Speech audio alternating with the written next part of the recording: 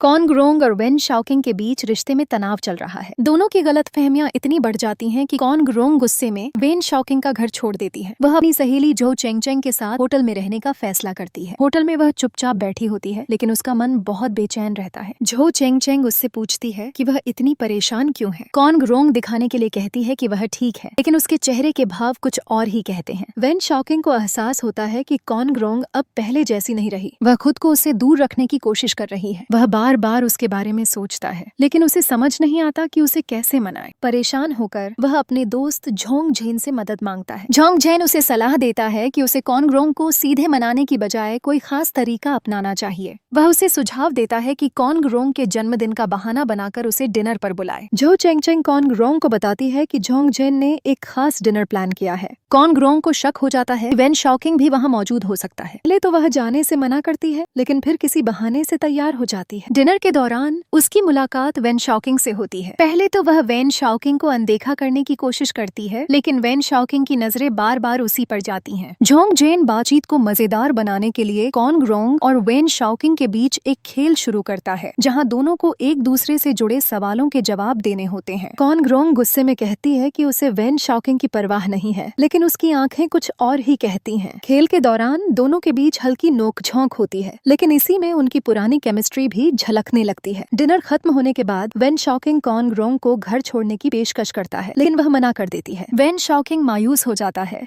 लेकिन वह जबरदस्ती नहीं करता। रात में कॉन ग्रोंग अकेले छत पर बैठी होती है और वेन शाओकिंग के साथ बिताए पुराने लम्हों को याद करती है। वह खुद से पूछती है कि क्या उसे सच में वेन शाओकिंग को भूल जाना चाहिए। अगले दिन अस्पताल में वेन शाओकिंग एक गंभीर सर्जरी करने की तैयारी कर रहा होता है। उसकी टीम उसे आराम करने के लिए कहती है, लेकिन वह अपने काम को ज्यादा महत्व देता है। इस बीच कॉन ग्रोंग को पता चलता है कि वेन शाओकिंग एक मुश्किल सर्जरी करने वाला है। वह चिंतित हो जाती है, लेकिन खुद को समझाने की कोशिश करती है कि उसे वेन शाओकिंग की कोई परवाह नहीं है।